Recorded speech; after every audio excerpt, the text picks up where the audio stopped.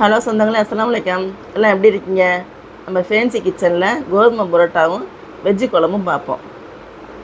அதுக்கு மாவு எடுத்துருக்குறோம். புரோட்டாவுக்கு வேணுங்கிற மாவு 1 கிலோ மாவு எடுத்துருக்குறோம்.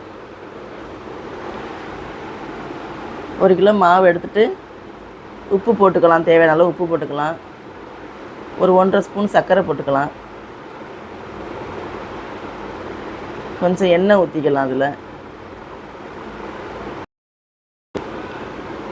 எல்லாம் போட்டுட்டு நல்லா பிணைஞ்சி விடுங்க. ஃபஸ்ட்டு தண்ணி ஊற்றாமல் கொஞ்சம் எண்ணெய் ஊற்றி நல்லா பிணைஞ்சி விடுங்க. அதுக்கப்புறம் தண்ணி ஊற்றி பிணைஞ்சிக்கலாம். நம்ம மைதா மாவு புரோட்டாக்கு எப்படி மாவு பிணையிறோமோ அதே போல் தான் இதுக்கும் இந்த புரோட்டாக்கும் மாவு பிணையணும். நல்லா கெட்டியாக பிணைஞ்சிக்குங்க. எல்லா சைடும் பரவுற மாதிரி பிணைஞ்சி வச்சுக்குங்க. தண்ணி கொஞ்சமாக ஊற்றி மாவு பிணைஞ்சிக்குங்க கெட்டியாக.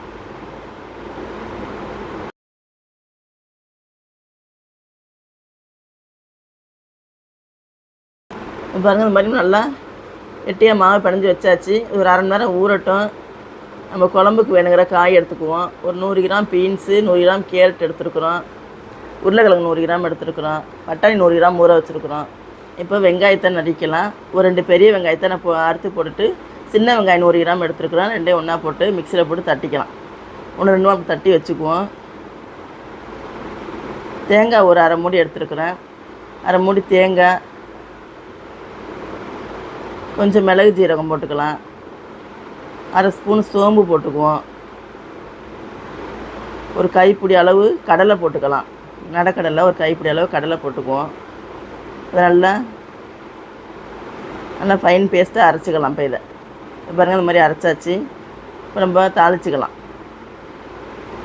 சிந்தாயிரம் அடுப்பத்தை வச்சு குக்கரை வச்சு காஞ்சோடனே எண்ணெய் ஊற்றிக்கலாம். எண்ணெய் ஊற்றினதுக்கப்புறம் ஒரு அரை ஸ்பூன் சோம்பு போட்டுக்கலாம். சோம்பு வெடிச்சோடனே தட்டி வச்ச வெங்காயத்தை போட்டுக்கலாம். வெங்காயம் கொஞ்சம் நல்லா வதங்கட்டும். வதங்கினதுக்கப்புறம் நம்ம தக்காளி போட்டுக்கலாம். இந்த குழம்பு ரொம்ப சூப்பராக இருக்கும். மைதா மாவு புரோட்டாக்கும் வச்சுக்கலாம், கோதுமை மாவு புரோட்டாக்கும் வச்சுக்கலாம், இட்லி தோசைக்கும் வச்சுக்கலாம். நல்லாயிருக்கும். நீங்களும் இதே மாதிரி செஞ்சு பாருங்கள். வெங்காயம் வதங்கிருச்சு. இப்போ தக்காளியை போட்டுக்கலாம். நான் ஒரு 200 கிராம் தக்காளி, 200 கிராம் வெங்காயம் எடுத்துருக்கிறேன். அதே போல் நீங்களும் எடுத்துக்கோங்க. தக்காளி வதங்க கொஞ்சம் உப்பு போட்டுக்கலாம். நல்லா வதக்கி விடுங்க. வதங்கினதுக்கப்புறம் நம்ம மசாலா போட்டுக்கலாம். இந்த பாருங்கள், என் பேரப்பிள்ளை கிண்டிக்கிட்டு இருக்கோம். எப்போ அடுப்புக்கிட்ட நான் வேலை பார்த்தாலும் கூட நின்றுக்குவான். வீட்டில் இருந்தானாக்கா. அவன் பேர் ஆதில். எப்போயுமே நின்றுக்குவான். நானும் வேலை செய்கிறம்மான்னு ஃப்ரிட்ஜிலேருந்து என்னென்ன வேணுமோ எல்லாம் எடுத்து தருவான். ஒரு 3 பச்சை மிளகாய் போட்டுக்கலாம், கொஞ்சம் மல்லித்தலை போட்டுக்கலாம், 1 ஸ்பூனு தனி மிளகாத்தூள், அரை ஸ்பூனு காஷ்மீர் மிளகாத்தூள் போட்டுக்கலாம். இப்போ பாருங்கள், கிண்டி விட்றான் பாருங்கள். அவன் தான் கிண்டி விட்றான். எல்லா வேலையும் நல்லா செய்வான். என்னம்மா அத்தைம்மா செய்யணும், என்ன அத்தைம்மா செய்யணும்னு நின்றுவான். 1 ஸ்பூன் மஞ்சத்தூள் போட்டுக்குங்க. இஞ்சி பூண்டு 1 ஸ்பூன் போட்டுக்குங்க. கிண்டி விட்றான் பாருங்கள். வேலைக்கு நின்றுவான். மல்லித்தூள் 2 ஸ்பூன் போட்டுக்குங்க. நல்லா அப்படி கிண்டி விடுங்க.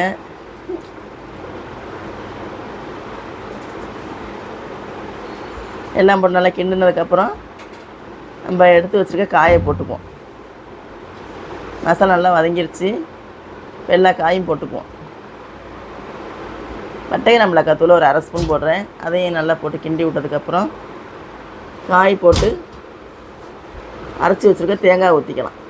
பீன்ஸ் 100 கிராம் ஊற வச்சது இருக்குது, அதையும் அள்ளி போட்டுக்கலாம். காய்களை அறுத்து வச்சதையும் பொடிசாக அறுத்து வச்சுக்கோங்க. போட்டு தேங்காய் போட்டு நம்மளுக்கு வேணுங்கிற தண்ணி ஊற்றிக்கலாம். ஊற்றிட்டு நல்லா ஒரு 2-3 விசில் விட்டுக்கலாம்.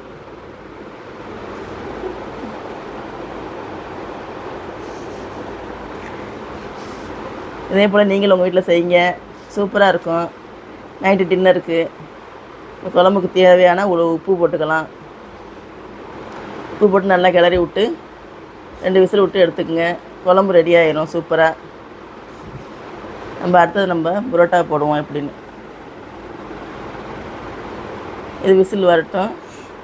புரோட்டா எப்படி செய்கிறதுன்னு பார்ப்போம்.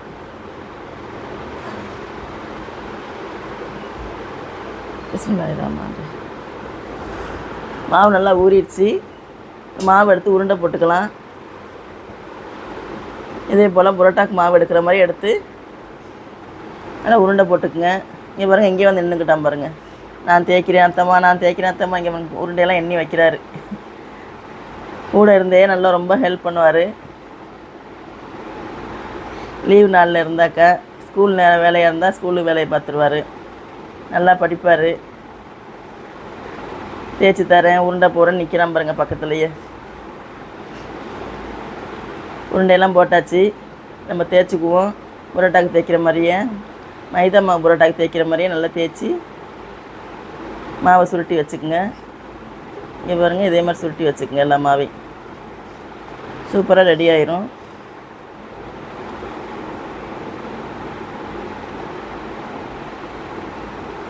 சிம்பிளாகவும் இருக்கும், வேலையும் சீக்கிரம் முடிஞ்சிடும். இதே போல் நீங்களும் செய்யுங்க உங்கள் வீட்டில். குழந்தைங்களுக்கு ஸ்கூலுக்கு கொடுத்து விடலாம். அதில் என்ன பண்ணுற? சைக்கிள் செய்கிறியா? மாவுலையா?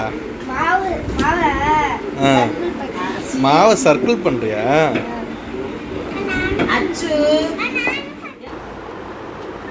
குருமாவுக்கு விசில் வருது. 2-3 விசில் வந்துருச்சு. இப்போ மாவு போட்டாச்சு, தேய்ச்சி எல்லாம் எடுத்து வச்சாச்சு. என் பேராண்டி தான் சுடுறாரு புரோட்டா. பாருங்க, தேய்ச்சி கொண்டு வந்ததை கடலை காய வச்சு எடுத்து போட்டுக்கிட்டு இருக்கிறாங்க. கோதுமை புரோட்டா ரெடி ஆயிடுச்சு. அவர் தான் எண்ணெயும் ஊற்றுறாரு. 2 சைடும் போட்டு எடுத்து விட்ருவார். தோசை ஊற்றி வச்சோம்னா தோசை எடுத்துடுவார் கடலேருந்து. குருமாவும் ரெடி ஆயிடுச்சு பாருங்கள். குழம்பு ரெடி ஆயிடுச்சு. புரோட்டா ரெடி ஆயிடுச்சு. வாங்க சாப்பிட்லாம். இதே போல் நீங்களும் உங்கள் வீட்டில் செஞ்சு பாருங்கள். வீட்டில் எல்லாருக்கும் செஞ்சு கொடுங்க. கெஸ்ட்டு வந்தாலும் செஞ்சு கொடுங்க. சூப்பராக இருக்குன்னு சொல்லுவாங்க. எப்படின்னு கமெண்டில் சொல்லுங்கள். சப்ஸ்கிரைப் பண்ணுங்கள், மற்றவங்களும் ஷேர் பண்ணுங்கள். அஸ்ஸலாமு அலைக்கும்.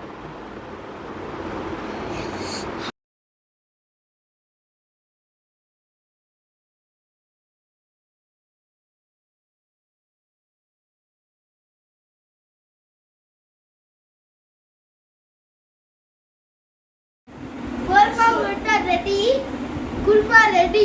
வாங்க சாப்பிடலாம். சாப்பிடலாமா?